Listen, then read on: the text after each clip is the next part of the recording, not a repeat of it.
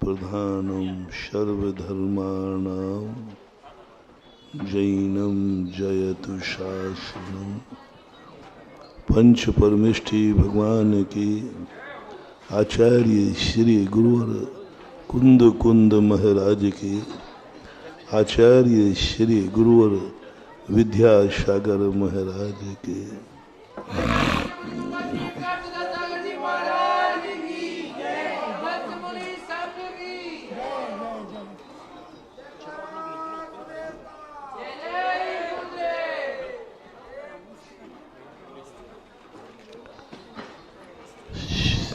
जब व्यक्ति को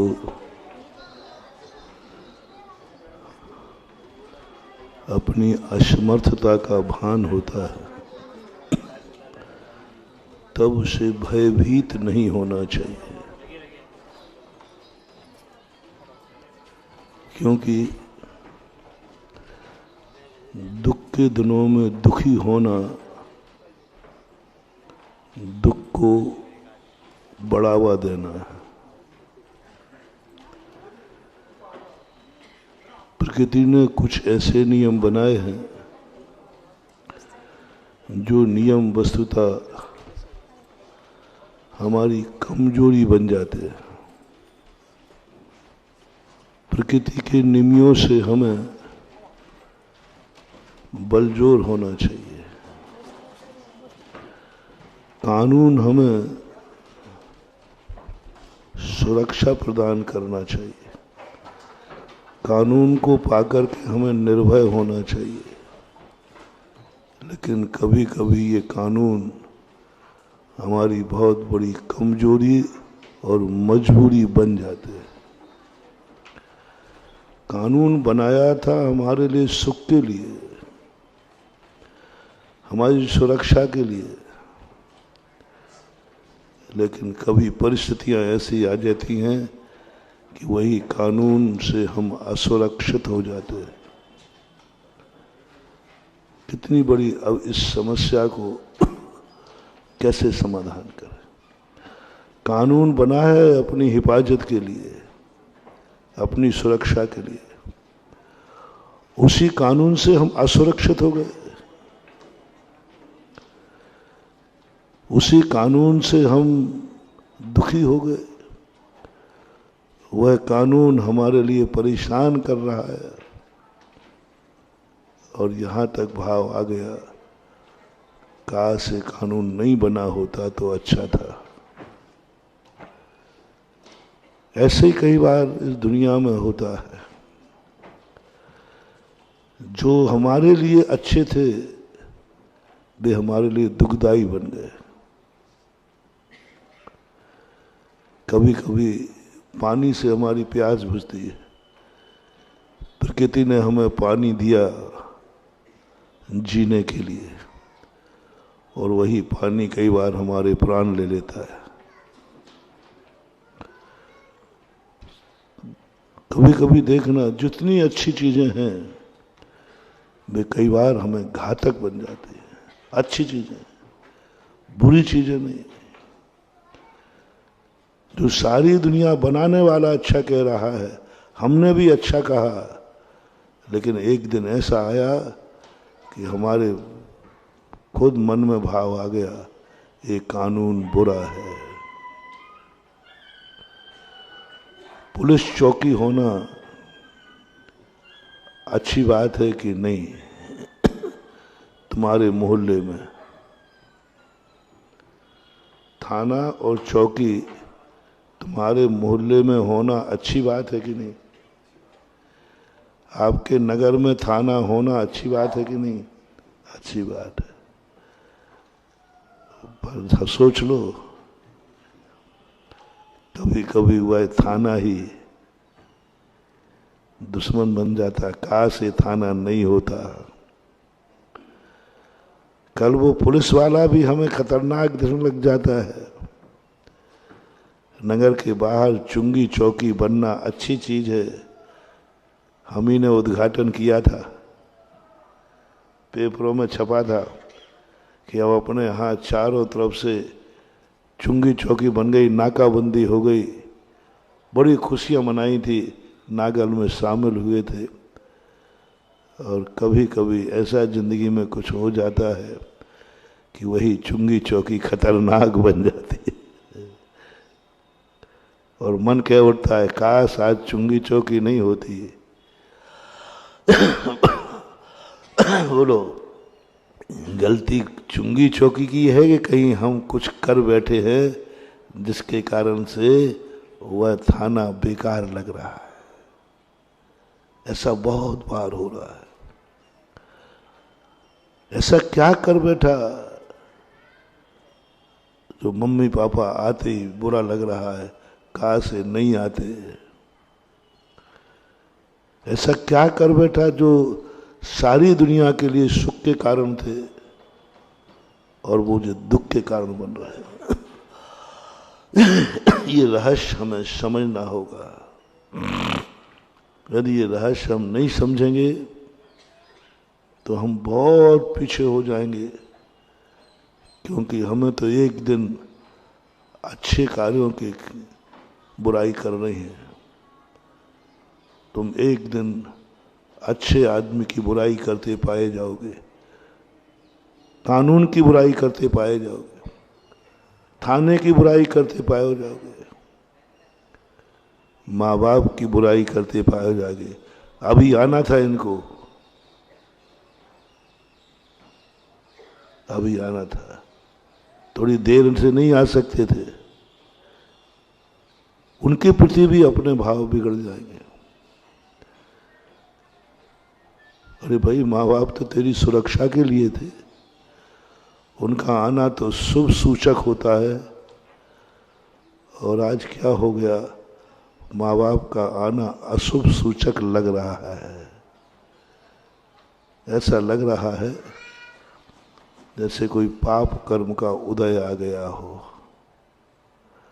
ओहो, जिस माँ बाप का आना होना पुण्य कर्म का उदय है, उन्हीं माँ बाप का आना हमें पाप कर्म का उदय महसूस हो रहा है, अनुभव में आ रहा है।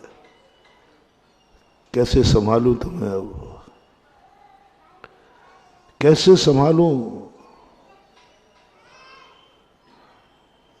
और आप खुद देख लेना, अपने अपने गिरेबान झांक लेना, कितने बार माँ बाप का आना तुम्हें बुरा लगता है। अच्छा लगता है वो नहीं पूछ रहा हूं, वो तो मुझे मालूम, तुमसे ज्यादा मालूम। माँ बाप का आना आपको बुरा लगता है। सब लोग याद करो, जिंदगी में ऐसे कितने मौके आए जब मम्मी पापा का आना तुम्हें अच्छा नहीं लगा। झूठ मत बोलना, क्योंकि मैं यहां से जो बोलता हूं वो पूरा सर्वे की हुई बात, सर्वे की हुई बात होता है कि नहीं? बोलो, आया होगा। अरे मम्मी पापा अभी आ गए, हमारा काम बिगड़ गया। इसी समय तो हम दोस्त के साथ खेलने जा रहे थे और निकलने वाले थे, और मम्मी पापा, अरे बाबा मम्मी पापा, अरे यार क्या करें, मैंने एक्शन सही किया? बच्चा कहीं जा रहा है और बहुत कोई बात नहीं, अभी महाराज जी प्रवचन के सुनने गए हैं और वो कोई बात नहीं, अपन 1 घंटे 1.5 घंटे है, और उसी समय किसी ना तो बहुत बुरी तरह बोलता यार वो आ गए, वो आ गए। अब बोलो, मैं तुम्हारी उन आदतों को बताना चाहता हूं जिन आदतों के कारण भूल तुम्हारी होती है और तुम बाद में किस्मत को खोजते हो, किस्मत को कोसते हो। अब बताओ, माँ बाप के आने पे तूने ऐसा किया, अब बताओ तेरी किस्मत फूटेगी नहीं तो क्या करेगी? बता दो। अब इस किस्मत को बताओ मैं क्या कर सकता हूं, और ऐसी किस्मत को मैं कैसे पलटूं? मैं किस्मत बदलने के लिए पूरी ताकत लगा रहा हूं, 5-6 दिन हो गए कि सबकी किस्मत बदल दूं, लेकिन कुछ किस्मतें ऐसी निकली जिनको मैं कैसे बदलूं, ये किस्मत को कभी नहीं बदल पाओगे महानुभाव। कोई मंत्र नहीं, कोई तंत्र नहीं, कोई साधना नहीं। मम्मी पापा के आते ही तुम्हें बुरा लगा, अच्छा नहीं लगा, दोस्त से कह रहे हो यार सब बिगड़ गया मामला। ये तुमने हाथ नहीं मारा है, तुम्हारे कर्म फूट गए, कर्म फूट गए, खत्म। अब कोई नहीं, उसकी बिल्डिंग नहीं है। और ऐसा कितने बार हुआ आप खुद देख सकते हो। ये कर्म तूने हाथ मारा, बल्कि ये कहना चाहिए अब देखना कोई पॉजिटिव होगा, ओहो जरूर मेरे से कोई गलती होने वाली थी, मेरे से कुछ गलत होने वाला था, अच्छा रहा मम्मी पापा आ गए, बच गया, नहीं जा पाया। पॉजिटिव सोचना। यदि ये नहीं आते तो मैं तो जा ही रहा था, मैं तो जा ही रहा, तो प्लानिंग कर ही ली थी। और मम्मी पापा सामने आ गए, जरूर कोई शुभ होने वाला है, जरूर मेरे पुण्य का उदय आया है।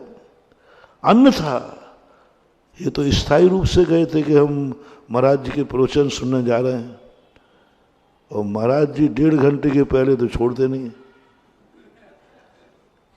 और ये महाराज का प्रवचन शुरू ही नहीं हो पाया और लौट के आ गए। देखना पॉजिटिव थिंकिंग कह रहा हूं। ओहो मेरे बहुत बड़े पुण्य, ये शुभ सगुन है। यानी मैं जहां जा रहा था वहां कुछ ना कुछ गलत होता, लेकिन मेरे पुण्य का उदय था, और तो कोई मुझे रोक नहीं पाता, और कोई मुझे रोक नहीं पाता। किसके कहने से रुकता? बस एक ही रोकने वाला था, मम्मी पापा। ओहो रुक गया। अब वो कोसेगा नहीं, बल्कि ये सोचेगा कुछ गलत होने वाला था, लेकिन मम्मी पापा देखो तुरंत आ गए, गए थे 10 बजे को, 5 मिनट लौट के आ गए। ओहो जरूर मेरे पुण्य का उदय है। ऐसा सगुन तुम मना सकोगे? तुम्हारी प्री प्लानिंग थी, और प्री प्लानिंग तुमने जो बनाई थी वो इसलिए मात बनाई थी।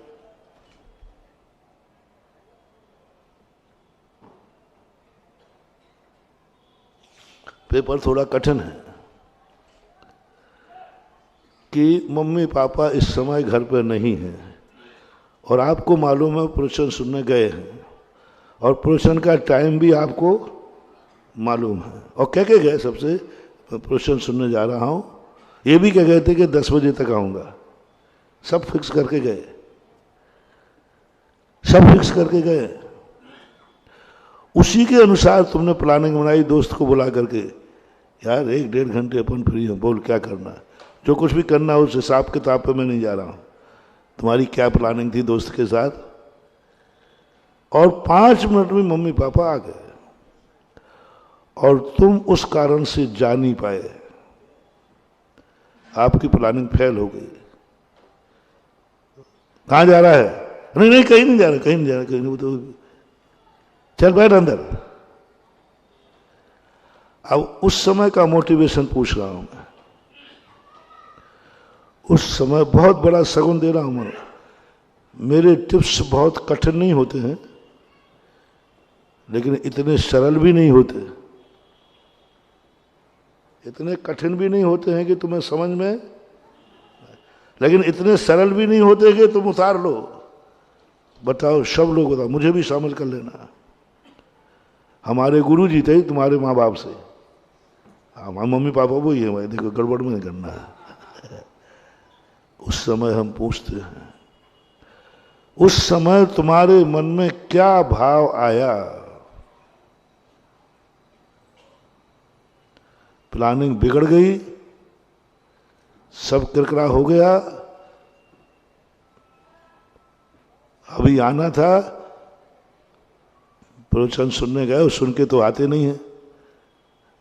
अब ऐसी स्थिति में महानुभाव बहुत खतरनाक, तुम कहते हो महाराज जी ऐसे ऐसे कर्म उदय में आते हैं कि हमने ऐसे कब किए हैं, कब किए महाराज ऐसे पाप हम करेंगे जैसे हमारे जीवन में आ रहा है, इतने अशुभ कर्म उदय में आ रहे हैं, ऐसा कभी मैं करूंगा क्या? सोच नहीं पाते। अब मैं खोज के बता रहा हूं तुम्हें। बोलो, उस समय का भाव पकड़ना है, बस वहीं से तुम्हारी जिंदगी बांच दूंगा मैं। कैसा लग रहा है अब कैसा लग रहा है?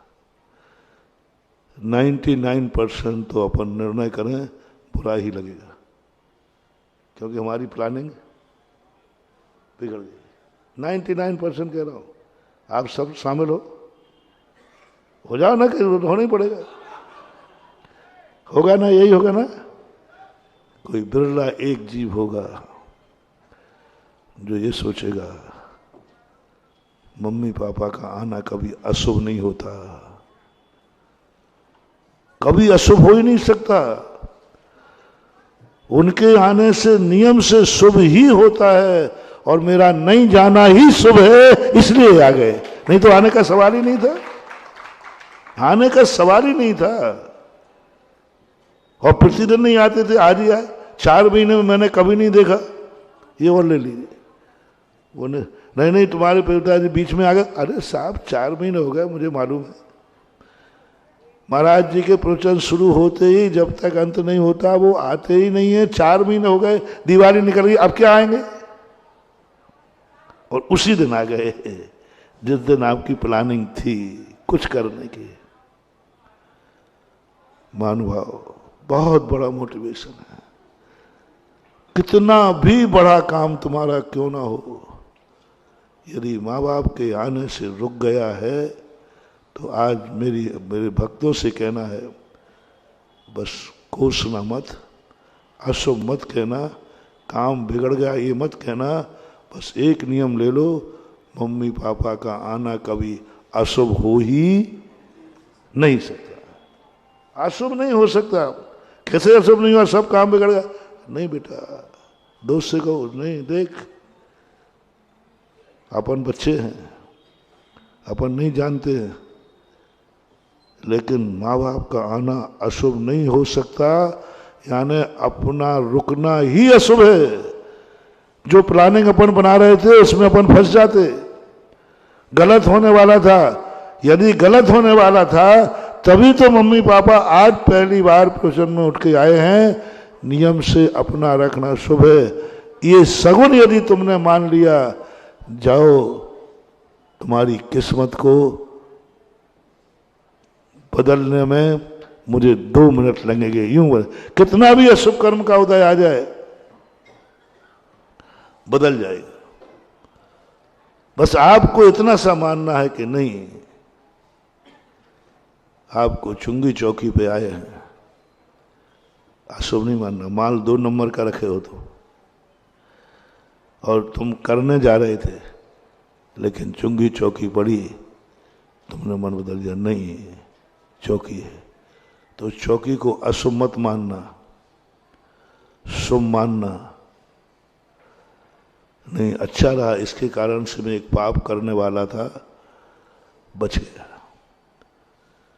कानून को अशुभ नहीं शुभ मानो। एक दिन को यदि दुनिया से कानून हटा दिया जाए, कहा जाए आज कोई भी व्यक्ति का मर्डर करेगा, कोई किसी के यहाँ चोरी करेगा, कोई FIR नहीं लिखी जाएगी। आज के लिए कानून फ्री है। कोई एक तारीख निश्चित करा दो साल भर की।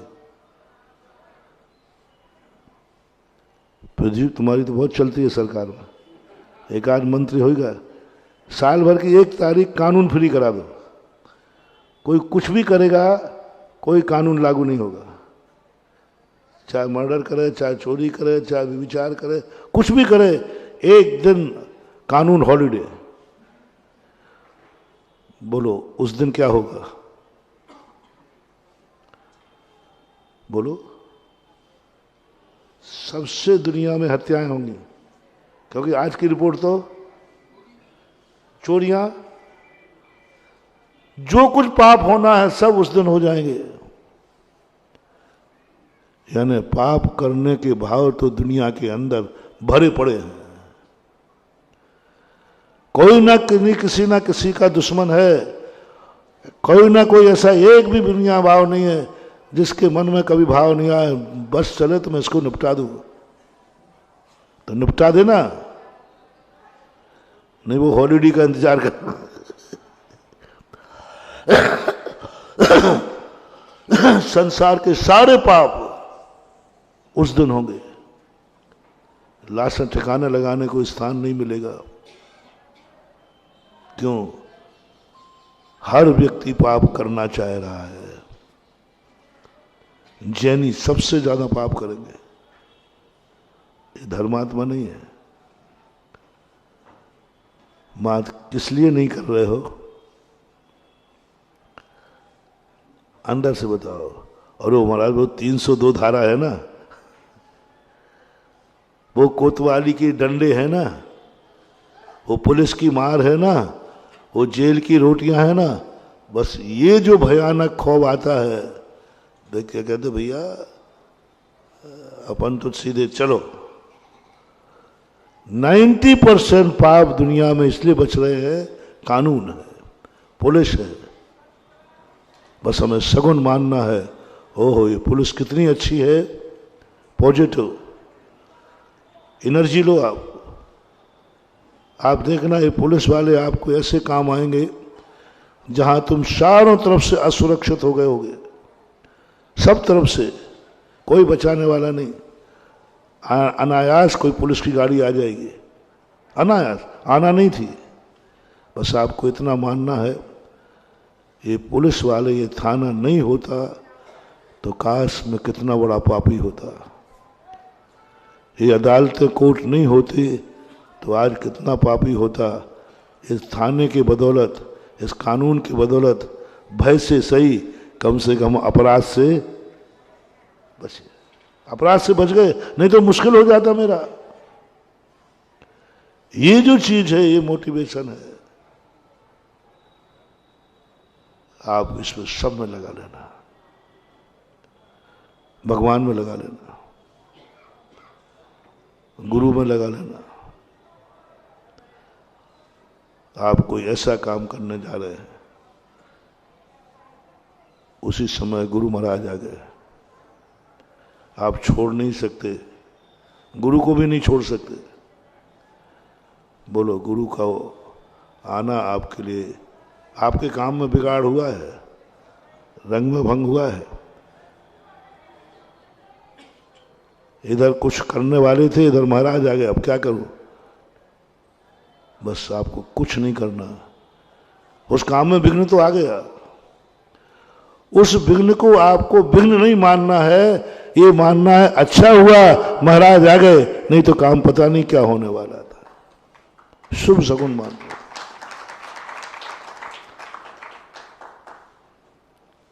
तुम कुछ करने के लिए थे और महाराज का प्रवचन बिल्कुल प्रतिकूल हुआ, तुम्हारे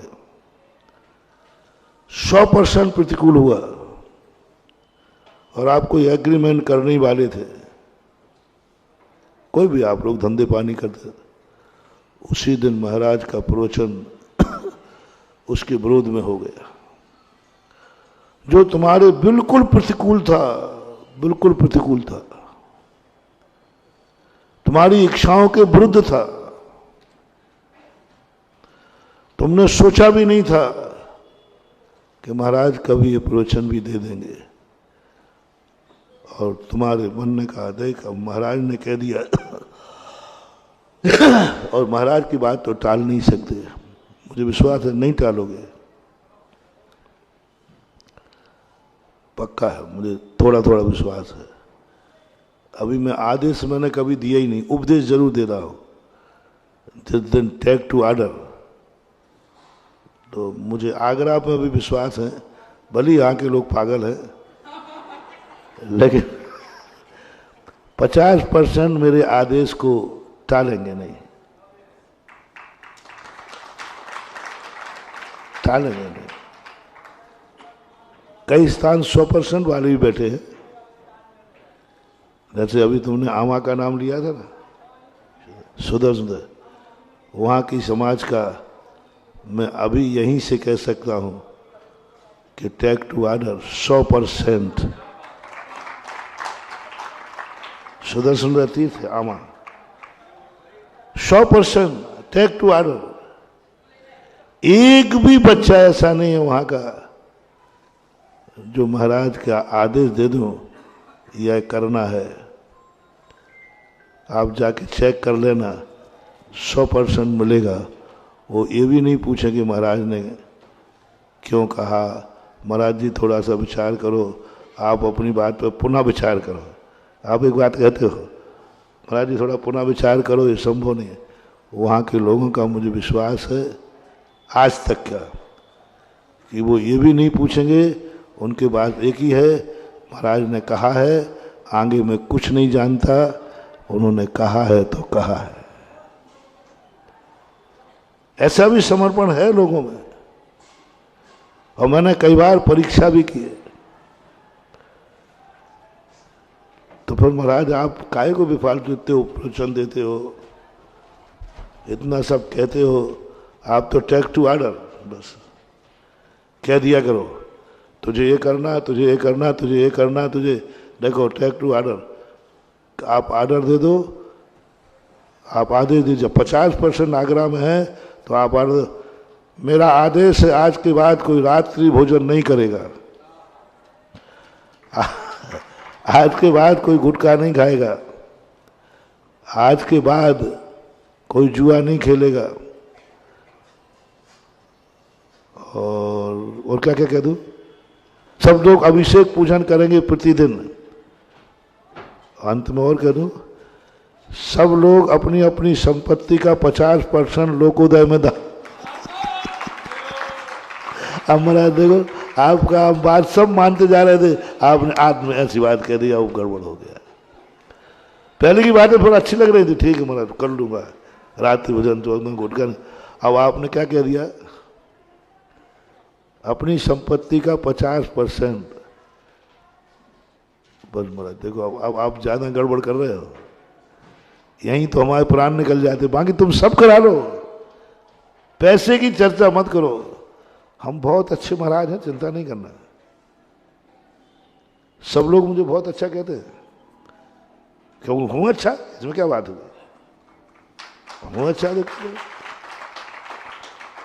हम अपनी कमी बताएं, हमारे प्रवचन बहुत अच्छे हैं, मैं भी अच्छा हूं, बस महाराज जी आप में एक ही कमी है, बस आप अपने प्रवचनों में यदि दान की बात नहीं बोलो तो आप सबसे अच्छे आदमी हैं, बस आप वहीं प्राण ले। जैसे आपने दान की बात कही और हम लोग, हे भगवान आज कौन से पाप का उदय है, नहीं आते तो अच्छा था, और आज ही महाराज ने कौन सा प्रवचन ले लिया, दान का। पर वो चीजें हमने बहुत देख लिया, कई लोग हर चीज में मानने को तैयार हैं, पर महाराज जी आप दान की मत बोलना। बस यदि मैं प्रवचनों में से दान हटा दूं तो मैं कह रहा हूं कि मेरे प्रवचनों में लोग कहेंगे ऐसे प्रवचन हो ही नहीं सकते। अब दान की कहते ही कोई तो मैंने 100% नहीं,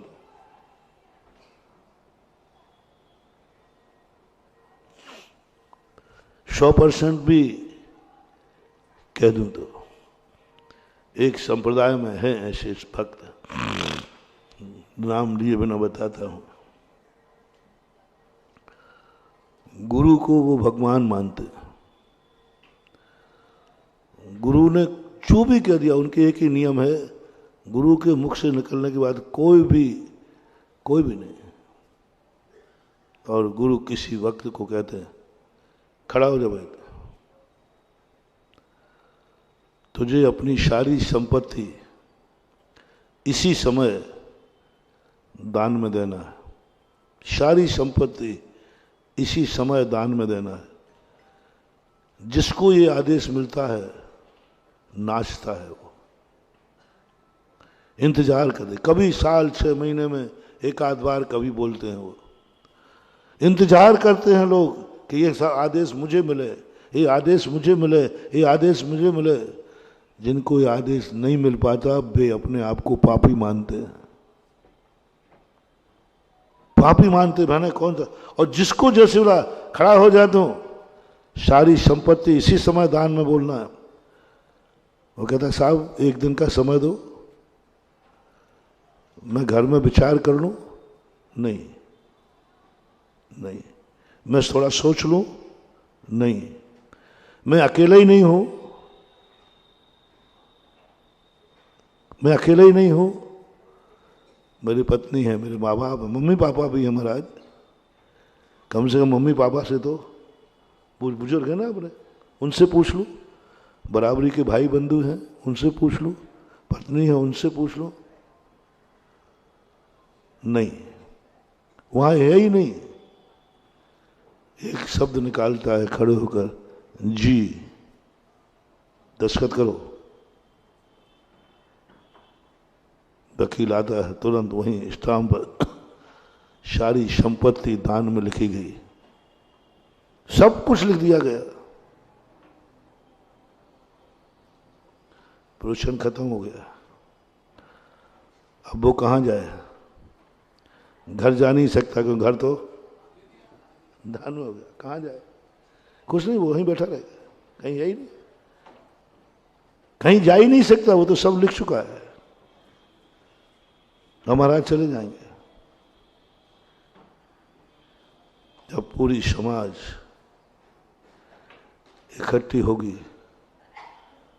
और उसको मानेंगे ये है भव्य जीव, तूने सब संपत्ति गुरु के आदि, प्रार्थना भी नहीं की, गुरुजी थोड़ा तो बचने दो, गुरुजी बच्चा पढ़ रहा है, कुछ नहीं बोला, लिख दी तूने। बोले गुरु के क्या मतलब? गुरु जाने, मुझे क्या लेना देना, अब तेरा क्या होगा? बोले गुरु जाने। बच्चों का क्या होगा? गुरु जाने। अभी तेरे माँ बाप को पता चलेगा तो घर में क्या होगा? बोले मुझे क्या पता। बोले गुरु जाने। और परिवार वाले जब पता चलता है, सारे परिवार के आकर पंडाल में आ जाएंगे और कहेंगे ओह मैंने कैसा पुण्य किया, ऐसे जीव हमारे घर में जन्मा जिसने गुरु के वचन पर सब कुछ लिख दिया। पूरा परिवार नाचेगा, मैं पुण्यात्मा हूं, मेरे घर में ऐसा जीव जन्मा जिसने मेरे से ही नहीं पूछा। पापा पिताजी मम्मी पापा नाचेंगे, ओह बेटा तू इतना समझ गया कि बाप से बड़ा गुरु है, बाप से बड़ा गुरु है। मैंने कितने पुण्य किए कि मैंने ऐसे बेटे को जन्म दिया जिसने मेरे से भी पूछना नहीं समझा, मेरे से भी नहीं कहा और गुरु आदेश मान लिया। पूरा परिवार अवभाग्य मानेगा, पूरी समाज अवभाग्य मानेगी। मेरे साथ एक बार हुआ, उत्तर प्रदेश में देवगढ़ है, देवगढ़ ललितपुर के पास में, वहाँ गजरत चलना थे, पंच गजरत, बहुत भारी भीड़ थी बहुत। तो हमने एक फरमान उपदेश दिया, आज कोई चमड़े के जूते चप्पल बेल्ट कोई भी चीज़ चमड़े के ग्राउंड के अंदर नहीं आएगी। जनरल प्रवचन था कि भाई नहीं लाना तो नहीं लाना। उधर एसपी था सिद्धू सरदार, वो गुरुओं को ज़्यादा मानते हैं। उसने फरमान जारी कर दिया कि आज कोई भी पुलिस वाला जूते चप्पल प्रांगण के अंदर बाउंड्री के अंदर कोई जूते चप्पल नहीं पहनेगा, चमड़े का बेल्ट भी नहीं लगाएगा। हमें कोई मालूम नहीं, हमने तो आप लोगों को दिया था, पुलिस वालों को नहीं दिया था, हमने तो आप लोगों को दिया था। और ऐसा कुछ बोला नहीं कि भाई पुलिस वालों को छूट है। उसने कहा महाराज ने क्या कहा, उसने आज्ञा स्वीकार कर ली। उसने जब देखा, ये कलेक्टर थे, उन्होंने कहा कि एसपी साहब ये क्या कर रहे हो तुम, आज ही तो मुख्यमंत्री आना है, और मुख्यमंत्री आएंगे तो आईजी डीआईजी जो पद होते ना बड़े, वे सब आएंगे, क्या कर रहे हो?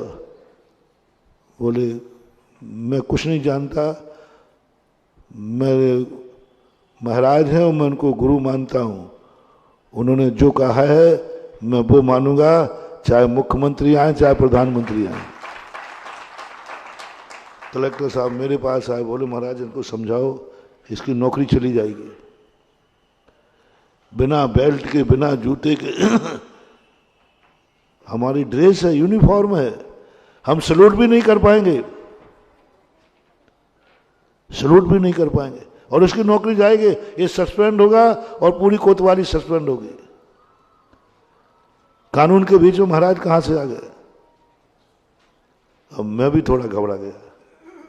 मैंने कहा आज मेरे प्रोशन से इसकी क्या हो जाएगी, नौकरी चली जाएगी, पूरा डिपार्टमेंट चला जाएगा, क्या करें। वो मैंने बुलाया एसपी को, बैठे ही था वही। मैंने कहा देखो सिद्धू भाई, मैंने आपसे नहीं कहा था, प्रोशन जनरल था, हम आपको श्रोता मानते भी नहीं हैं। आपको हम श्रोता, आप तो ड्यूटी पे हो, आपको लेकर मेरा कोई प्रोशन नहीं था, आपको मैं श्रोता मानता भी नहीं हूं, आपको ये आदेश नहीं है। बोले महाराज जी क्या गजब का, महाराज जी आप साधु हो, भीतरागी हो, आप मोह में आ रहे हो हमारे, आपको मेरे प्रति मोह जाग रहा है कि मेरे कारण से इसकी नौकरी न चली जाए, ये मोह आपको सता रहा है। आप अपने मोह के सामने अपने धर्म को पीछे कर रहे हो।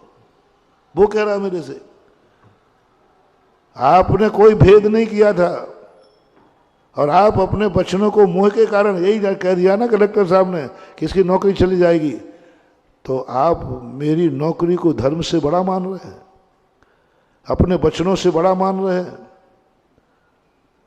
और आपका धर्म है कि चमड़े की वस्तु नहीं आना चाहिए, पर हमें वीआईपी छूट क्यों, ये आपका मोह जाग रहा है महाराज।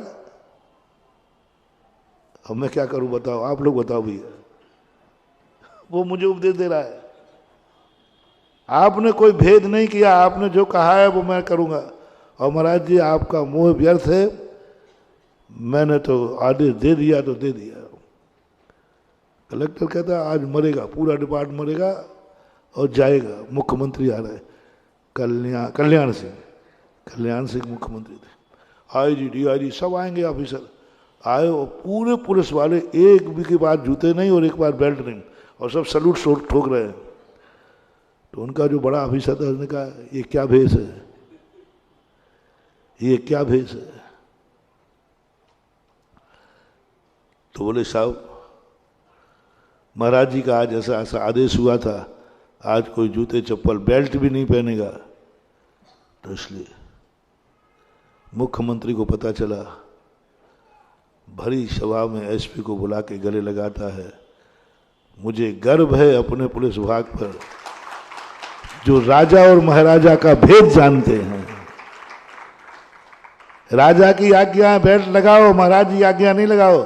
आज इसने दिखा दिया कि हम कितने भी राजनीतिक क्यों ना हो, आज भी भारत में गुरुओं का सम्मान है। राजा कौन है, जो राजा महाराजा के चरणों में झुक रहा है, उसके आदेश को कानून मान लिया,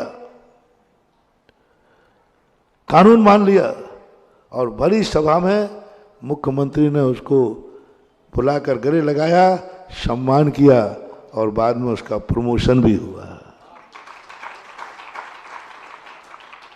तो होता है कई बार ऐसा, स्थितियां ऐसी बन जाती, होते हैं कुछ लोग ऐसे, सौ दांव पे लगा देते हैं, लिख दिया। अब पूरी समाज उसको इतना अभाग्यशाली मानेगी, इतना अभाग्यशाली मानेगी कि वो कहेंगे नहीं साहब मेरा मकान खाली पड़ा है, मैं आपको अपना मकान देते हैं। लोग आगे पीछे दौड़ लगाएंगे, मेरा मकान, जिसने गुरु को मकान दे दिया, जायदाद दे दी, वो मेरे मकान में जाएगा, मेरा मकान इनके नाम करो, मेरा मकान। यानी वो इतना इतना पति बन जाएगा कि 50 लाख का मकान दिया होगा, उसे करोड़ों के मकान लोग देने को तैयार हो जाएंगे। फिर गुरु बुलाएंगे, फिर वो किसी को लेगा नहीं, फिर गुरु बुला करके बोले तेरे मन में कैसा लगा, तेरा तो सब गया ना, तेरे मन में कैसा लगा। तो कहता है मेरे अवभाग्य हैं कि मैंने इतना साहस किया, मेरे अवभाग्य हैं कि मैंने पूरे परिवार की संपत्ति को दांव पे लगा दिया और मेरे मन में इतना साहस आया। अवभाग्य जन्म जन्म तक बस मुझे एक ही साहस बना रहे कि गुरु के मुख से निकले हुए वचन को मैं पालन करता रहूं। फिर परिवार से पूछते हैं, परिवार भी यही कहता है जो हमने पहले कहा। उसके बाद गुरु जो उसकी व्यवस्था करते हैं वो समाज का सबसे बड़ा नगर सेठ घोषित किया जाता है, समाज का नगर सेठ घोषित किया जाता है। और फिर सारे लोग उसके लिए जो मकान बना के देते हैं वो उसका सौभाग्य मानते हैं। ये परंपराएं भी दुनिया के अंदर हैं और थोड़े बहुत संस्कार होते हैं। बस एक ही बात मानना है, सगुन। प्रवचन का तुम्हारा वाक्य निकला, तुम्हारी इच्छा के विरुद्ध निकला, आपको कैसा लगा?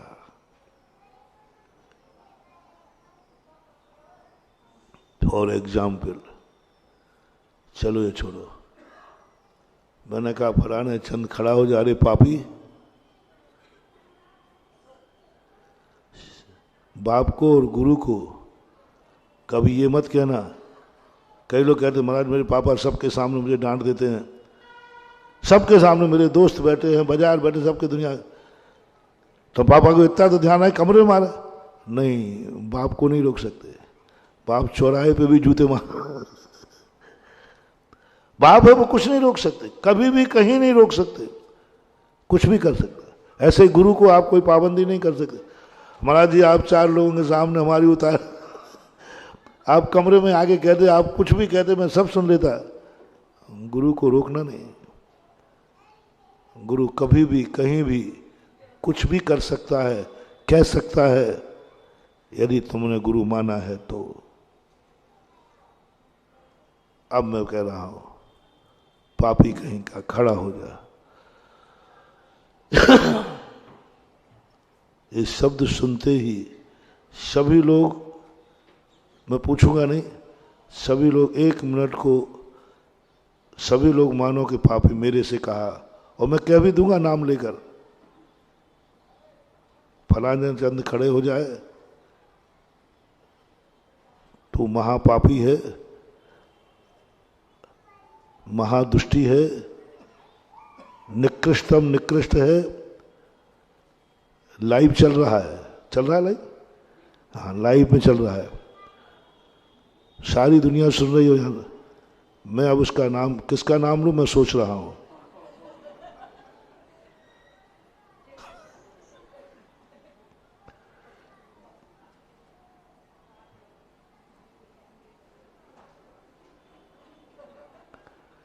नहीं ले रहा हूं। इतनी देर में कैसा लगा? इतनी देर में कैसा लगा? इतनी देर में कैसा लगा? बस इतनी तो काफी है, नाम लेने की जरूरत ही नहीं। इतने कह दिया, मैं सोच।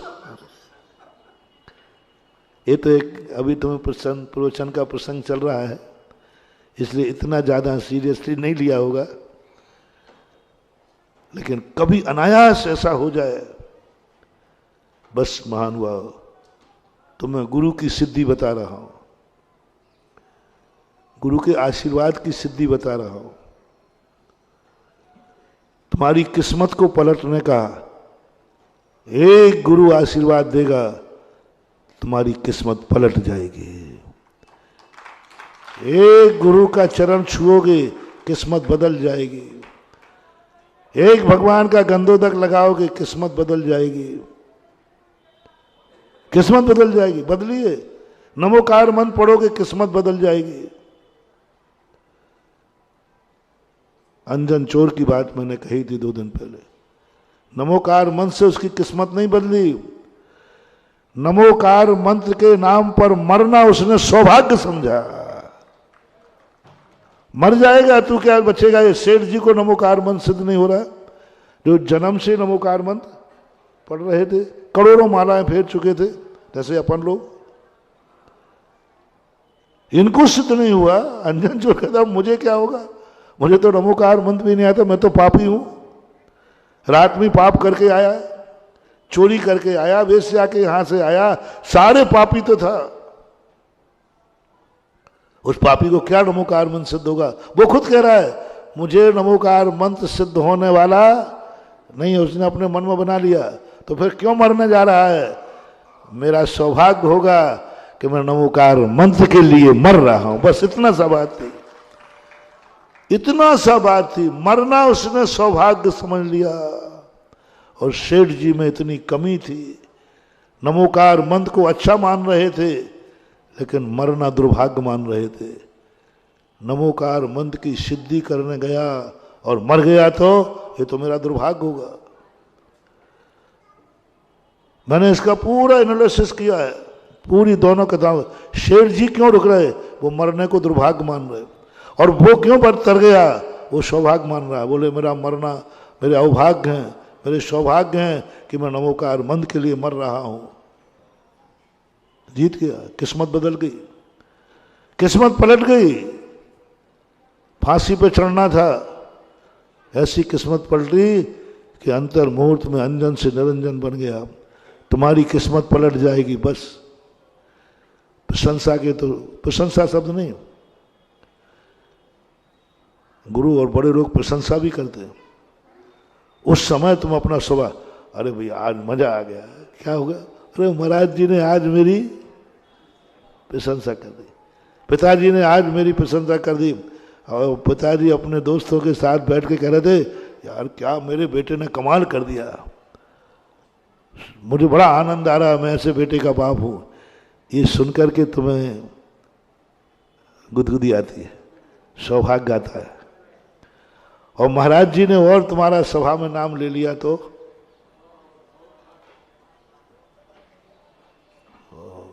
जिसकी मैं प्रशंसा करना चाहता हूं, इस जैसा व्यक्ति दुनिया में नहीं है, उस जैसा व्यक्ति दुनिया में नहीं है। ऐसा व्यक्ति एक आगरा में है,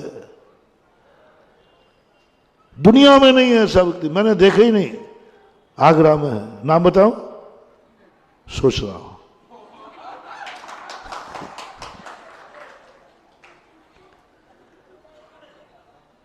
दोनों दृश्य आ गए।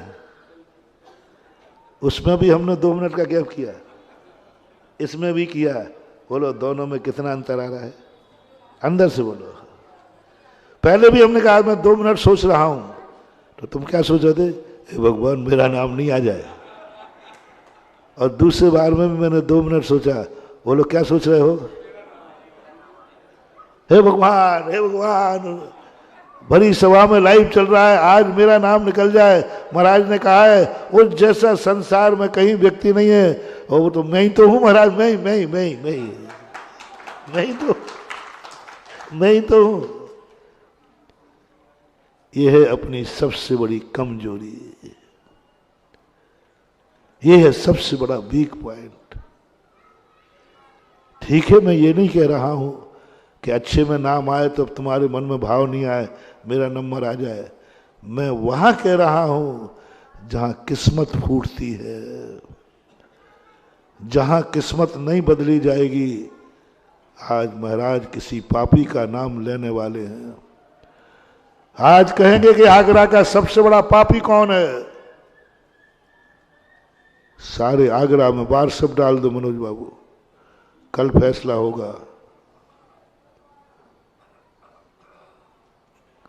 यदि सही धर्मात्मा होंगे, सबकी किस्मत बदलने वाली होगी, तो वे लोग भी प्रवचन में आएंगे जो आज तक नहीं गए। बोले आज तो जरूर जाऊंगा, क्योंकि आज संसार का सबसे बड़ा पापी घोषित होना है और वो मैं हूं, इसलिए जाऊंगा। वो मैं हूं, संसार का सबसे बड़ा पापी मैं हूं। उस दिन इतनी पब्लिक आए कि एमडी कॉलेज जो है छोटा पड़ जाए। और तुम भी जल्दी जल्दी, अरे नहीं जल्दी जाना। बोले क्यों? आज पापी घोषित करेंगे, वो तो मैं ही तो हूं। तो मेरे कितने भाग होंगे। अभाग्य है मेरे कि आज महाराज जी ने मुझे पापी घोषित किया, धन्य हो गया। अभाग, नाचो, मिठाइयाँ बांटो, फोन करो, बधाई हो बधाई हो, आज महाराज की तरफ से मुझे पापी का सर्टिफिकेट मिल गया। क्या इसकी बधाई दे सकते हो? क्या इस वीडियो को सुरक्षित कर सकते हो? क्या सगुन मान सकते हो? कौन से शब्द को? पापी कहीं का। इस शब्द को सगुन मानोगे कि अपसगुन? 99.99 अपसगुन मानेंगे। अब किस्मत नहीं बदली जाएगी, क्योंकि तुम्हारे मन में आ गया मेरा नाम नहीं आ जाए, मैं थोड़ी पापी हूं। महाराज मैं पापी हूं ही नहीं, देखो आपको मैंने कल ही हार दिया था। मैंने कल, महाराज जी मैंने वो आपका भक्ति कलश लिया, मैं पापी कहाँ हूं? मैंने भक्ति कलश लिया था महाराज। नहीं करो रे, मत करो, मत करो, करो इंतजार। गुरु के मुख से चाहे पापी निकले चाहे पुण्यात्मा निकले, हमारे लिए तो सगुन है। हमारे लिए तो बाप चाहे लात मारे चाहे हाथ मारे, हमारे लिए तो सगुन है। बाप चाहे कभी भी आवे, हमारे कितने भी कार्य में विघ्न डालने उस समय आवे, तो भी हम सगुन मानेंगे। ऊपर शुरुआत का ध्यान रखना, तुम किसी कार्य के पूरा और बाप आ गया सामने, उस समय की बात है। उस समय तुम्हें एक ही बात है, नहीं दोस्त विघ्न नहीं आया है, सगुन आया है। मैं कभी माँ बाप को अपसगुन मानते ही नहीं हूं। उनका आना सगुन है, कोई ना कोई अनिष्ट से बचाएगा। और गाली और दे दे, नहीं गाली सगुन है। ये जो बाप के मुख से गाली निकल रही ना, ये नियम से मुझे कहीं ना कहीं बचाएगी, कहीं ना कहीं काम आएगी। पिता के मुख से निकला हुआ वचन अपसगुन हो ही नहीं सकता। जब पिता की हालत है तो गुरु का पापी कहीं का।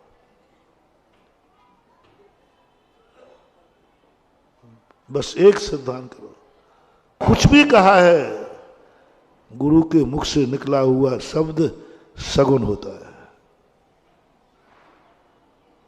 सगुन होता है। सबके सामने उतार दी तुम्हारी, सबके सामने खोल दी, तुम्हारे मन में किंचित भी विकल्प नहीं आए, एक ही बात आए, गुरु ने जो कहा है वह सब मेरे लिए सगुन है। अन्नम छगरोपदेशेन, वही हमारे लिए मंत्र है। गुरु ने पापी कहा है, मैं पापी हूं। हमने बच्चों को भी ध्यान के समय पे सुनाया था। गुरु ने कह दिया तू भैंसा है। क्या हो तुम? मनुष्य हो। सारी दुनिया से पूछ लो, और जिंदगी भर मनुष्य कहते आए, मनुष्य कहते आए तुम अपने आप को, और सारे सब कुछ है। लेकिन एक दिन गुरु ने क्या, भैंसा कहीं का, भैंसा है तू, बोलो मान सकोगे? हंसी मजाक मत समझो रे भैया, गुरु बनाना भगवान बनाना, हंसी मजाक नहीं। बोलो जिंदगी भर का कुठाराघात है। सारी दुनिया, एक सूत्र है ध्यान का, सूत्र में आता है कौन ध्यान करने का अधिकारी। गुरु ने कह दिया भैंसा है, बोलो अब बताओ सरासर झूठ है कि नहीं? सब तरफ से है कि नहीं? अब मनुष्य है अपन, एकदम तुरंत पहले समय पर जैसे ही तुम्हारा नाम लगे तो भैंसा है, तुरंत पहले समय में क्या आएगा? महाराज जी भैंसा नहीं, मैं तो मनुष्य हूं। ये प्रश्न तुम्हारे अंदर आ गया, खत्म हो गया। तुम गुरु को समझाओगे, तुम्हारे मन में आया गुरु भूल सकते हैं, गुरु से चूक हो सकती है। महाराज जी मनुष्य हैं हम लोग, मनुष्य सब लोग मनुष्य ही हैं। आपके प्रवचन तो मनुष्य सुनते हैं, बट परंतु तो नहीं। तुरंत कहते ही ओहो आज तक मैं भूल था, अब देखना, मोटिवेशन दे रहा हूं, किस्मत बदलने का तरीका, गुरु किस्मत बदल देंगे तेरी, भगवान बदल देंगे। ओहो, तुरंत पहले समय में मैं गलती में था, मेरी भूल थी, मैं आज तक अपने आप को क्या मान रहा था? मनुष्य। और ये दुनिया झूठी थी जो कहती मनुष्य, मेरा गुरु झूठा हो ही नहीं सकता, असंभव, हो ही नहीं सकता, हो ही नहीं सकता, सवाल ही नहीं उठता। मैं भैंसा हूं,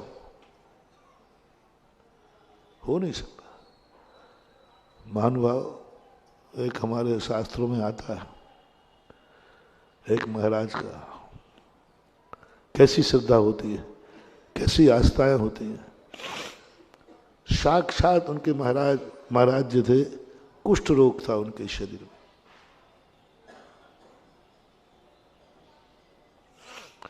राज दरबार में जिन धर्म विरोधी थे वो बुराइयां कर रहे थे, और जैन मुनि कोड़ी होते हैं, जैन मुनि नहाते नहीं हैं, इसलिए उनको कोढ़ निकला, ऐसा बहुत निंदा हो रही थी। वो एक श्रावक बैठा था और वो खड़े होकर के कहता है, निंदा सुनते सुनते, बोले झूठ बोल रहा है, जैन मुनि कभी कोड़ी हो ही नहीं सकते। अब राजा ने कहा, बहस का विषय हो गया, अब तो एक कोई एप्लीकेशन लगा देना तो कहते फिर बहस होती है। राजा ने कहा, ये सारे लोग झूठ बोल रहे हैं क्या? सब झूठ बोल रहे हैं। मैं कह रहा हूं, दावा है राजा, आप ऐसी धारणा मत बनाइए। वो अकेला खड़ा हो गया, और वो भी मानता है कि उनके महाराज को कोढ़ निकला है, वो भी दर्शन करके आया था। सब कहते तू भी तो वहीं था, तूने नहीं देखा क्या? बोले नहीं देखा, है ही नहीं, तुम्हारी आंखें खराब हैं। सब कहते भाई मरेगा तू राजा के सामने, तू खुद था वहां, तूने खुद देखा, तू खुद कह रहा था देखो हमारे महाराज का कैसा कर्म का उदय है। बोले नहीं, सब मैंने कुछ नहीं कहा, सब झूठ है, हो ही नहीं सकते। अब राजा को तो मजा आता है कि देखो चलो हम देखने चलेंगे। दोपहर की चर्चा, बोले कल देखने चलेंगे, नाकाबंदी कर दो कहीं वो महाराज भाग नहीं जाए। चलिए साहब, पक्का है, पक्का। राजा ने कहा देख ले भाई, ये सब झूठे नहीं हो सकते। बोले साहब मैं भी झूठा नहीं हो सकता। कह दिया ना, कह दिया। ओह, सभा विसर्जित हुई, सुबह जाने का निर्णय हुआ, और वो श्रावक महाराज के पास पहुंच गया और महाराज को सारी कहानी बताई, ऐसा ऐसा हुआ। तो महाराज कहते तूने झूठ क्यों बोला? तूने झूठ क्यों बोला जब तुझे मालूम था कि मैं कोढ़ी हूं, मुझे निकला हुआ है कोढ़। बोले देख ले मेरे शरीर में निकला है कि नहीं, ये बस बह रही है, ये गंदगी है, दुर्गा सब देख ले तू। बोले महाराज है। तो फिर तूने झूठ क्यों बोला? बोले महाराज जी मैं गुरु की निंदा नहीं सुन सकता। मैं गुरु की, जिस ढंग से वहां हंसी हो रही थी आपकी, जिस ढंग से लोग मजाक कर रहे थे, मेरे से सहन नहीं हुआ। तो कब तक छुपाएगा सत्य को? कब तक छुपाएगा सत्य को? तूने झूठ बोल दिया, कब तक छुपाएगा? सुबह खुल्ला हो जाएगा, तू मरेगा, मैं मरूंगा, क्या होगा? बोले महाराज जी मेरे से तो सहन नहीं हुआ, मैं तो कह के आ गया, अब जो सुबह जो होगा सो, अब आप जानो, आपका काम जानो, मैंने तो कह दिया, मुझसे तो सहन है। महाराज मैं क्या कर सकता हूं, तू भी मरेगा, मैं भी मरूंगा। चुपचाप बैठा रहता। हंसी हो रही थी, बुराई हो रही थी, मेरी निंदा हो रही थी, और तो कुछ नहीं हो रहा था। ना तुझे मरना था, ना मुझे मरता। अरे बुराई होती क्या फर्क पड़ता? अरे साहब मैं बुराई नहीं सुन सकता, कह दिया। रात भर में महाराज को अपनी से चिंता थी नहीं, उस श्रावक की चिंता आई। ओह, महाराज भी इतने रागी होते हैं। महाराज का राग तुमने देखा नहीं है। जिससे राग कर लेते ना तो जिंदगी भर की साधना दांव पर लगा देते हैं। महाराज ने कहा कल ये मरेगा, इसकी जीभ कटेगी, गर्दन कटेगी, कुछ भी हो सकता है क्योंकि ये झूठ बोला है। बस उसी ध्यान में बैठ करके उन्होंने एक स्तोत्र लिखा, एक ही भाव स्तोत्र शायद, रात भर में, जैसे मानतुंगाचार्य का आता ना, ऐसे उन्होंने रात भर ध्यान में बैठ करके इस भक्त का, इसने धर्म के कारण, अपने गुरु के कारण से झूठ बोला है, इसकी रक्षा होना चाहिए। एक ही भाव स्तोत्र बना। सुबह जब सारी दुनिया आई, महाराज की कंचन काया थी, कंचन काया हो गई, महाराज को भी पता नहीं। उन्होंने देखा अरे ये तो कुछ भी नहीं, सब जनता देख के आई, सब जनता देख गई, तो शक किया गया कि कहीं ऐसा तो नहीं कि महाराज बदल गए हों, रात भर में महाराज भाग गए हों। नहीं, बताते उंगली में उन्होंने रोक रखा था, रुक गया होगा। नहीं, मैं वही हूं, मैं वही हूं। तो फिर ये कैसे हुआ, कौन सी दवाई? बोले कोई दवाई नहीं, भक्त की श्रद्धा ने ये सब कुछ किया है। सत्य भी मिथ्या हो सकता है क्या? सत्य भी मिथ्या हो सकता है क्या? हाँ, धर्म के मामले में, गुरु के मामले में सत्य था, वो झूठा निकल गया। तुम मनुष्य है, सत्य है, लेकिन गुरु ने कह दिया ना भैंसा हो, बात खत्म है, बस भैंसा है। अब स्वप्न में भी नहीं आए, सब झूठे हो, देखो भाई तू मनुष्य है, भैंसा आगे बोले सब कुछ भी कहो, गुरु ने क्या कह दिया, मैं भैंसा हूं। थोड़ी देर बाद गुरु घूम के आए, बोले बेटा बाहर आ जाओ। तो गुरु जी मैं कैसे आऊं, मेरे तो बड़े बड़े सींग हैं। अब है नहीं, लेकिन उनको अनुभव है, वो झूठ नहीं बोल रहा है। उसने ये भी नहीं देखा सींग है कि नहीं, वो तो गुरु ने कहा क्या देखना कि मेरे सींग है कि नहीं, मैं भैंसे जैसा हूं कि नहीं, मेरे 4 पैर हैं कि नहीं। उसने ये भी नहीं सोचा कि मैं 4 पैर देख लूं, सींग देख लूं। उन्होंने कहा बस गुरु ने कहा है, गुरु जी मैं कैसे आऊं, दरवाजा जाग रहा है, स्वप्न की बात नहीं कह रहा हूं मैं, दरवाजा छोटा है, मेरे सींग तो बहुत बड़े। गुरु ने कहा बस अभी जाकर के इसकी किस्मत बदलता हूं। गुरु जी अंदर गए, बोले मैं जो बोलता हूं सही है, मेरे में इतनी शक्ति है। बोले आप जो बोलते सब सत्य है। सिर पे हाथ फिर का, बेटा लो मैंने तुझे भैंसा से मनुष्य बना दिया, अब तू मनुष्य है। बोलो गुरु ने क्या किया, भैंसा, भैंसा से मनुष्य। बोले हाँ अब मनुष्य, क्योंकि आप कह रहे हो, पहले नहीं, पहले तो मैं जो था, अब वो सबसे कहता मालूम मैं भैंसा था, गुरु जी ने मुझे। ये है अंदर की चेतना, ये है किस्मत बने, ऐसे की किस्मत बदल सकती है। पापी कह दिया है एक संप्रदाय ऐसा जहां पर गुरु के मुख से पापी शब्द निकलता है और वे सौभाग्य मानते हैं। आपको मालूम कुछ साल पहले देश के मुख्यमंत्री, देश के राष्ट्रपति को भरी सभा में गुरु ने कहा था, तख्ती टंगी थी, वो पेपर में देखी थी हमने, मैं पापी हूं। क्या तख्ती थी, मैं पापी हूं। गुरु ने कहा तू पापी है, तो उन्होंने कहा मैं पापी हूं। देखना क्या कहते, गुरु ने उनका दंड दिया, बड़ी सभा में होता है उनका, पंचगुरु होते हैं।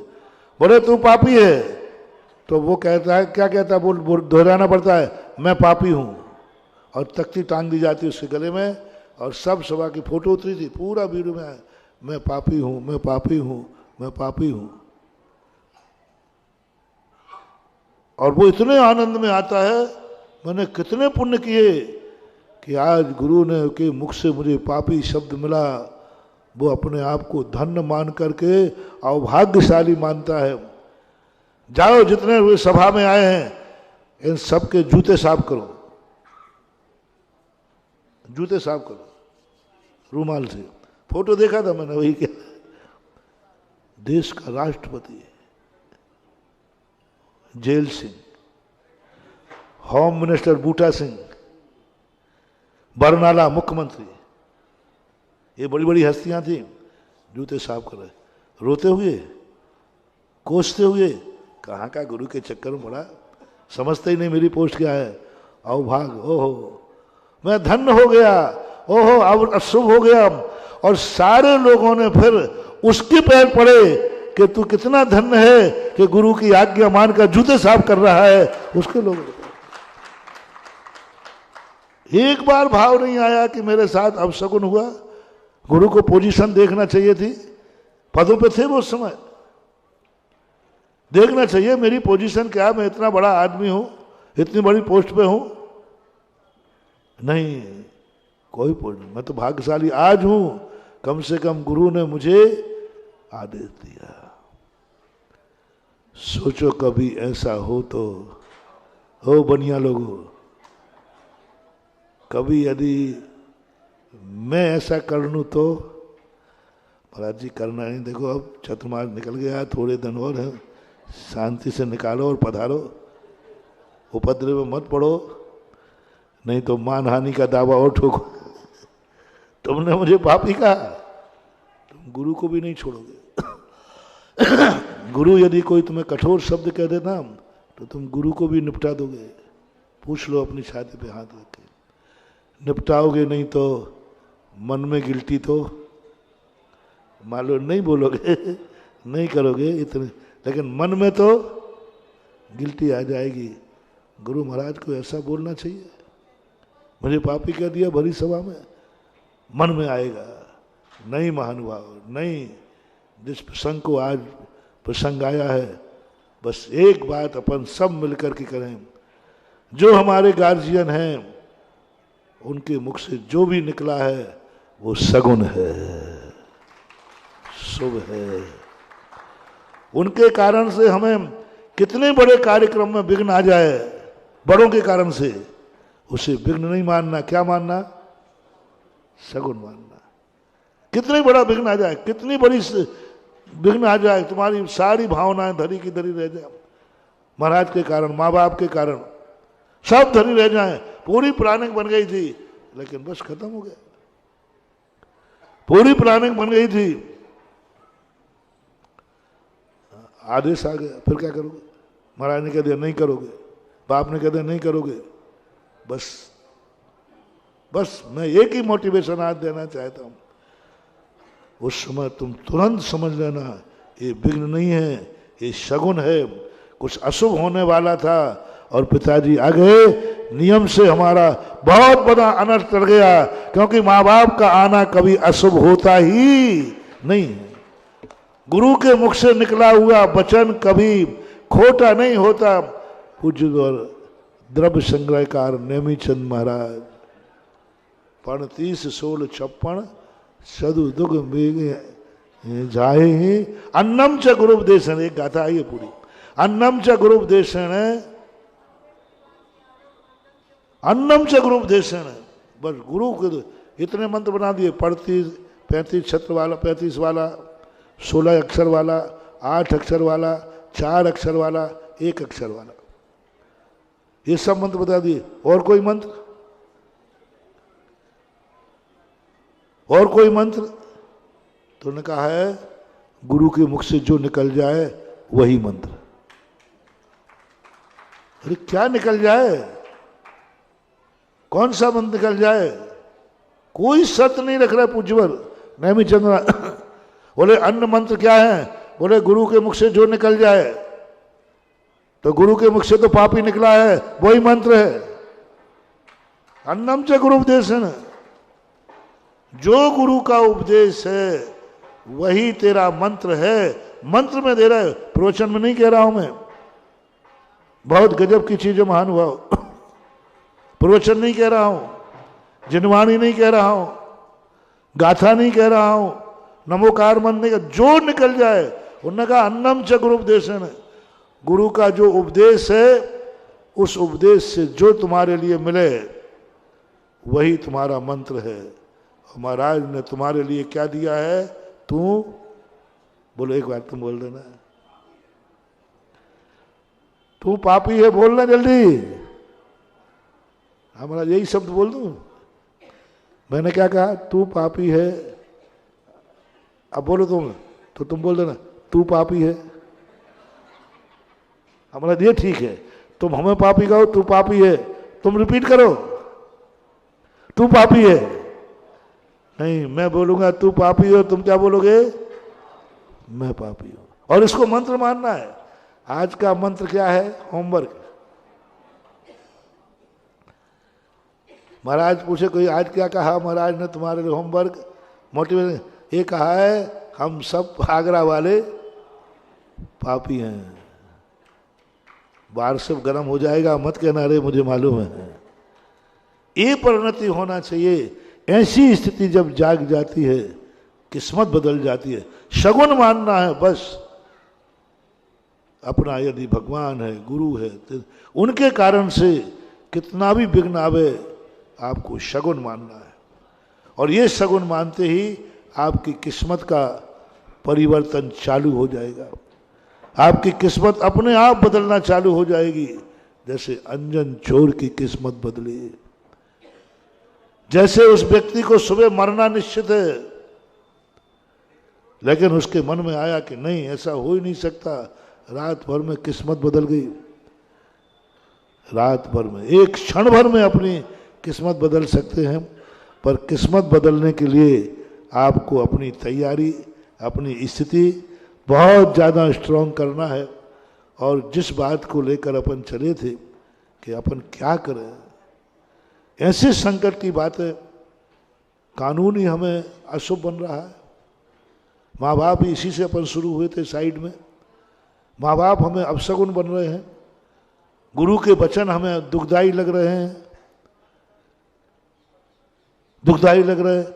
हमें पुलिस वाले गलत लग रहे हैं, हमें चुंगी चौकी गलत लग रही है, मुझे कानून गलत लग रहा है। कानून गलत लग रहा है कब? जब तुमने कोई अपराध किया हो और कानून की अदालत में सजा बोलने वाली हो, उस समय तुम्हें कानून बुरा लगता है। नहीं, मुझे सजा बोल रही है, मेरा सौभाग्य है कि कानून के माध्यम से हम सजा को प्राप्त कर रहे हैं। सौभाग्य मानना है उस सजा को, क्योंकि कानून धर्म है। बहुत कठिन है। सुख दुख में, मूल बात दुख में सुखी रहना है। विपरीत परिस्थितियों को अनुकूल बनाना है। किस्मत को कोसना नहीं है, किस्मत को स्वीकार करना है। किस्मत को कोसो मत। मेरी किस्मत बहुत बुरी है, वो बुरी हो जाएगी। मेरी किस्मत बुरी है, बुरी हो जाएगी, नियम है। तुम जितने बार कहोगे मेरे भाग फूटे हैं, मेरी किस्मत खराब है, मेरे बुरे दिन चल रहे हैं, और बुरा दिन आएगा। सब लोग कान खोल के सुनो, मेरा बहुत बुरा दिन चल रहा है, कल का और जाएगा बुरा दिन। मेरी किस्मत फूटी है, कल और फूटेगी। मेरी किस्मत बहुत बुरी है, और बुरी होगी। नहीं, उसको शगुन मानो। किस्मत को कभी कोसना नहीं। किस्मत बुरी नहीं है, बुरा हूं तो मैं हूं। किस्मत बुरी नहीं, बुरा मैं हूं। कर्म बुरा नहीं, बुरा मैं हूं। जो कुछ भी करना है, जो कुछ भी गलती है, सब मैं हूं। किसी को क्या दोष देना? किस्मत तो मुझे सजा दे रही है। किस्मत तो न्यायालय है। किस्मत न्यायाधीश का जजमेंट है। किस्मत जो अपनी है, ये न्यायाधीश का जजमेंट है। जो हमने किया था, न्यायाधीश ने वैसा किस्मत में लिख दिया। ये तो न्यायाधीश का वारंट है। ये तो न्यायालय का दिया हुआ उपदेश, न्यायालय का दिया हुआ कागजात है, जो हमारी किस्मत है। जैसा भी किस्मत उदय में आए, हर्ष नहीं मना, हर्ष मनाना, उसे गलत मत कहना। जो मैंने कहा था ना, दुख में रोना नहीं, कभी बुरे दिन को बुरा दिन मानना नहीं। कोई बुरा दिन नहीं है। बुरा किया था, उसकी सजा मिल रही है। काय का बुरा दिन है? जेल होने पर शगुन मानना है। जेल को शगुन मानना है। देखो तुम्हें जेल मिला, बोले अच्छा मिला। किसने दिया? न्यायालय से मिला। और न्यायालय से दिया हुआ जो कुछ भी होता है सब शुभ होता है। बोलो, न्यायालय से जो निर्णय होते वे शुभ होते हैं कि अशुभ? बोलो, शुभ होते हैं। थोड़ा जोर से बोल दिया करो, ऐसी बात है। न्यायालय से जो निर्णय होते हैं वे शुभ होते हैं कि अशुभ? शुभ। अब उसमें तुम्हारा निर्णय हो रहा है। अरे महाराज, यही तो नहीं बोल रहे, इसी जगह तो हम परेशान हैं आपसे। मैं हर चीज की हाँ भरने वाला हूं और आपने लोग मुझे लगा दिया है। मेरे लिए तो अशुभ है, मेरे लिए तो अशुभ है। बस यही गलती है, इतने ही आप सुधार लो। जेल को मिला तुम्हें, जेल मिला, बस एक बोले अच्छा मिला। क्यों? मुझे जेल न्यायाधीश ने दिया है, न्यायालय ने दिया है, और न्यायालय कभी गलत दे नहीं सकता, इसलिए जेल भी सगुन है मेरे लिए। जेलियों से मेरा कहना है, जेल को सगुन मान लो, न्यायाधीश की सजा को धर्म मान लो। 20 साल की सजा 10-5 साल में तुम 15 अगस्त को बरी कर दिए जाओगे पूरी सजा के पहले, क्योंकि तुमने क्या मान लिया? यही कला हम लोगों के पास क्या है? यही तो जैनाचार्यों ने खोज के रख दिया कला, कि तुमसे कोई अपराध हो जाए और तुम्हें जो दंड मिले उसको सौभाग्य मान लेना। जो सजा को सौभाग्य मान लेता है उसको तप बोलते हैं, उसको प्रायश्चित बोलते हैं, वो तपस्वी कहलाता है। किसको सगुन? अपराध किया, अपराध करने पर उसको सजा दी, जा तुझे प्रायश्चित में उपवास दिया जाता है, उसने सौभाग्य मान लिया। दोनों देखना, एक व्यक्ति ने गलती, इसको कोठरी में बंद कर दो, आज का अन्न पानी बंद, अब वो कोस रहा है, कैसे कर्म फूटे, क्या हुआ। और एक मुनिराज कहते हैं मेरा उपवास है, कोठरी में बंद हो गए, वो अवभाग्य मान रहे हैं, प्रायश्चित मिल गया, अवभाग्य। और जैसे ही तुमने सजा को अवभाग्य माना, तुम अपराधी नहीं हो, तुम तपस्वी हो, प्रायश्चित तप में आता है। देखो किस्मत बदलने कितना बड़ा मोटिवेशन है। पापी को तपस्वी, पाप की सजा भोग रहा है। आज जितने जेल में बंद हैं ये सब अपराधी कहलाते हैं, क्योंकि सजा भोग रहे हैं, क्योंकि वो। और हमारे धर्म में देखना, हमारे धर्म में जो पाप की सजा भोगता है वो तपस्वी कहलाता है। प्रायश्चित नाम का तप है, कित मात्र से, मात्र उस प्रायश्चित को वो अवभाग्य मान लेता है, अवभाग्य मान लेता है। मुझे सजा मिली, ओह मैं धन्य हो गया, अवभाग्य मेरे, ओह गुरु मेरा बहुत उपकारी हूं, मेरा सगुन हो गया, मेरा शुभ हो गया। सजा को सगुन मान लिया, सजा को सगुन मान लिया, अब उसे अपराधी नहीं। हमने एक बार सुनाया था, इतना बड़ा तपस्वी हो गया कि जिसको सजा गुरु महाराज देते हैं, यदि वो अवभाग्य मान लेता है तो मालूम, जब वो ध्यान में बैठता है, गुरु महाराज उस पापी की, उस अपराधी की 3 प्रदक्षिणा देकर नमोस्तु करते हैं। क्या हो गया भाई? अरे अपराधी ताबित करा, पापी कहेगा अपराधी का, किस कारण से? वो तो अपराध की सजा भोग रहा है, और गुरु महाराज नमोस्तु करते, मात्र एक कारण है कि वो सजा को अवभाग्य मान रहा है, सगुन मान रहा है, दुर्भाग्य नहीं मान रहा है। किस्मत बदल गई। बोलो, जेल को क्या तुम सौभाग्य मान सकोगे? न्यायालय की जारी हुई सजा क्या सौभाग्य मान सकोगे? क्या मानोगे तुम? गुरु के द्वारा दी हुई सजा को तुम दुर्भाग्य मान रहे हो। गुरु ने तुमसे बोल दिया पापी कहेगा, उसी को दुर्भाग्य मानोगे। गुरु ने तुमसे कोई कठोर बोल दिया इच्छा के विरुद्ध, तुम उसे ही अशुभ मानोगे, तुम क्या जेल को मानोगे? शुरुआत करो। इसलिए मैंने गार्जियन से शुरुआत कराई, गुरु से शुरुआत कराई, माँ बाप से शुरुआत कराई। इनके द्वारा दिए हुए दंड को सौभाग्य मानना, और यही आदत चली जाएगी तो कभी कानूनन अपराध हो जाएगा तो न्यायालय की सजा को भी सगुन मान लेना। तुम तपस्वी की कोटि में आ जाओगे। महावीर भगवान की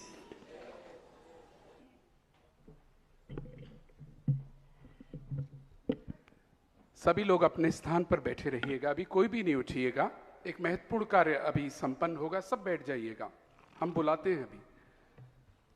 अपनी किस्मत को कोसना बंद कीजिएगा, और अगर गुरु के मुख से आपकी बड़ाई निकले या बुराई, उसको शगुन मान के लीजिएगा। आगरा नगर के भ्रमण के लिए सभी लोगों के भाव हो रहे हैं कि पूज्यवर हमारे नगर में पहुंचे, हमारी कॉलोनी में पहुंचे। उसी श्रृंखला में जब पूज्यवर जयपुर हाउस पहुंचेंगे, तभी जिनवाणी चैनल का हेडक्वार्टर वहीं पर पड़ेगा। आज पूरा जिनवाणी चैनल परिवार यहां पर आया है। आप अपने ढोल बाजे बजाएं, प्रारंभ करें। इसी भावना के साथ पूज्यवर जब जयपुर हाउस प्रवास होगा, उस प्रवास में से एक पूरा दिन जिनवाणी चैनल हेडक्वार्टर पर आपका रहे। आपके प्रवचन, आपकी चर्या और सारे कार्यक्रम उसी में हो, क्योंकि जिनवाणी चैनल मात्र एक चैनल नहीं पूज्यवर, वह एक मंदिर के रूप में जिनवाणी की प्रभावना का कार्य कर रहा है।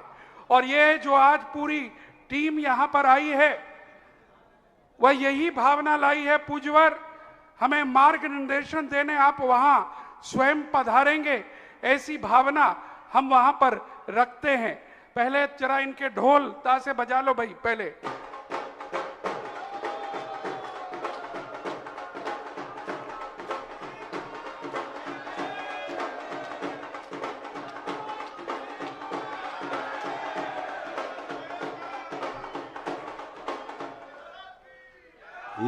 ये जिनवाणी परिवार इतना बड़ा है क्या? तो ओरिजिनल है, किराए के तो नहीं आए? महाराज जी इतना बड़ा परिवार है। पूरा रिसर्च सेंटर वही दिखाना चाहते हैं। कई विद्वान हैं, सभी धर्म के लोग उसमें आते हैं, और वहां किस तरह से कार्य होता है। जब एक न्यूज आपकी पहुंचती है या समाचार या आपका प्रवचन, कितने लोग पीछे से काम करते हैं, वो सब कुछ दिखाना चाहते हैं। दिखाना क्या, आशीर्वाद लेना चाहते हैं आप सबका। और पूरा ऑफिस बंद करके जिनवाणी परिवार यहां पर आया है। उनके सीईओ सतपाल सिंह जी सामने हैं, मिश्रा जी सामने हैं, और अखलाक जी कहां गए? हाँ, एक ऐसी आवाज जिस आवाज ने भक्तांबर जैसे ग्रंथ को, नाम अखलाक है, धर्म से मुस्लिम है लेकिन कर्म से जैन बन चुके हैं। इन्होंने पूर्ण शाकाहार अपनाया है और जैन दर्शन के बारे में हमसे अधिक जानकारी रखते हैं। मैं अधिक कुछ नहीं कहूंगा, ये स्वयं अपनी आवाज में यहां पर अपनी बात को रखेंगे। जरा जोरदार तालियों के साथ। और आपसे अनुरोध है, अभी बैठे रहिएगा। एक दो महत्वपूर्ण घोषणाएं, प्लीज पीछे जितने लोग खड़े हो गए बैठे रहिएगा। अखलाक जी आइए। गुरुदेव के चरणों में त्रैबार नमस्तु। महर्षि, मैं क्या उदारता कहूँ, इस धर्म की उदारता कहूँ या आपकी विशाल हृदयता कहूँ, जो आज के माहौल, आज के इस वर्गीकरण के अंतर्गत भी एक धर्म से आए किसी शख्स को मेन इसकी तरह खोल देते हैं। मुझे तो उसको सुनकर आज एक कार्यक्रम दिमाग में आ गया है, जिस कार्यक्रम की रूपरेखा भी हम आपसे चाहेंगे। इतना सुस्पष्ट समझा देना मन के ऐसे गहन तलों को। आपके चरणों में कई बार नमोस्तु करता हूं, मैं बारंबार नमोस्तु करता हूं, त्रिकाल नमोस्तु, त्रैबार नमोस्तु। और साथ ही मैं जिनवाणी चैनल की ओर से बस ये कहना चाहता हूं महर्षि, अगर मुझे तो शब्द भी नहीं मिल रहे, कैसे आमंत्रित करूं। मतलब मैं इतना नीचे हूं यहां खड़े होने में ही नहीं, मतलब कैसे हम कहें कि आप प्लीज एक बार वहां आइए, कृपा कर एक बार वहां पधारिए, आपके चरण वहां पड़ेंगे।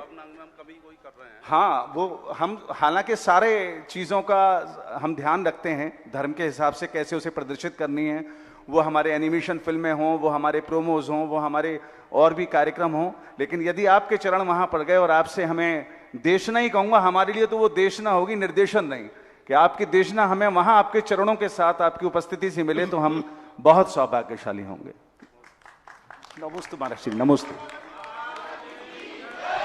धन्यवाद अखलाक जी। और सीएमडी साहब श्री नीरज जी, पंकज जी दोनों सबसे आगे आ जाएं, उनका परिवार सबसे आगे आ जाए।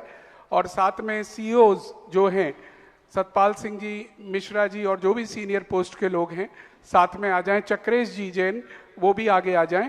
उदक चंदन तंदुल पुष्प केश चरु सुदीप सुधूप फलाग के धवल मंगल गाने रवाकुले जिन ग्रहे मुनिराज महम यजे। ओम ह्रीम परम पूज्य आचार्य श्री विद्यासागर जी महाराज, मुनि पुंगव 108 श्री सुधा सागर जी महाराज।